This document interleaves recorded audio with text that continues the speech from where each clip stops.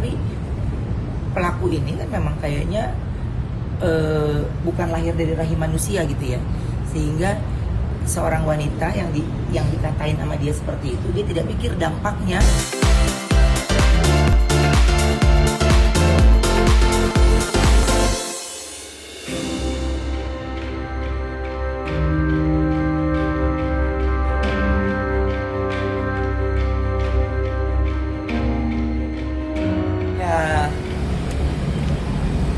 Dengan cara bagaimana saya berkomunikasi dengan dia, terus mengalihkan pembicaraan untuk tidak, karena dia juga udah megang sosial media soalnya.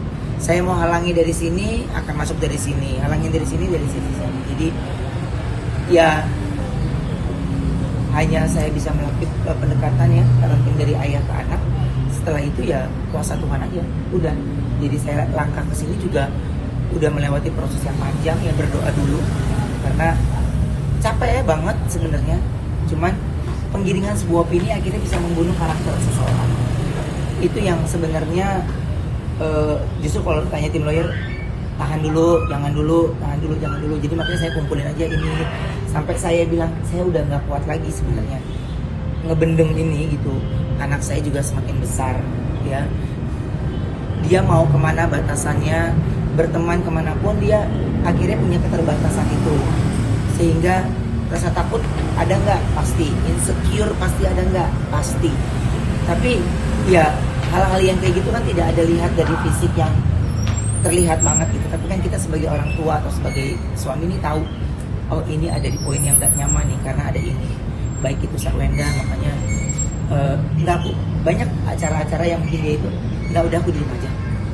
Udah aku di rumah aja ya, itu pasti akan berdampak yang sebenarnya dia tidak ingin ucapkan, tapi saya tahu betul ada di mana dia lagi di posisi yang tidak nyaman. Kok untuk melaporkan ini Koko memang sudah menyiapkan matang-matang gitu ya? Artinya nggak main langsung ujuk-ujuk lapor? Oh iya udah pasti, karena biasanya kan yang dilaporin yang akan lebih galak ya, yang udah-udahnya gitu ya. Tapi buat saya ya setiap orang kan juga berhak untuk memberikan hak suaranya. Tapi jika penggiringan opini, mengubah thumbnail, mengubah wajah dengan badan orang lain, dengan ini tuh kan udah seperti mengiyakan apa yang dia tulis. Apalagi kan kita teman-teman nih media juga di TV ada yang namanya peraturan TV, ada KPI ya, itu kan ada aturan-aturannya gitu. Tapi pelaku ini kan memang kayaknya bukan lahir dari rahim manusia gitu ya, sehingga seorang wanita yang dikatain sama dia seperti itu, dia tidak pikir dampaknya. Dia juga punya anak wanita gitu. Saya juga punya anak wanita, dua anak wanita yang dua wanita yang masih kecil gitu, dimana jejak digital ini saya nggak bisa batasin ya, saya nggak bisa stop itu. Tapi kalau saya tidak melakukan perlawanan, ya minimal yang saya lakukan ini anak-anak saya lihat saya melakukan pembelaan untuk keluarga saya gitu. Mau apapun nanti hasilnya ya saya melakukan yang terbaik, karena ini nggak hanya saya tapi semua teman-teman, semua sosial medianya udah bisa lihat.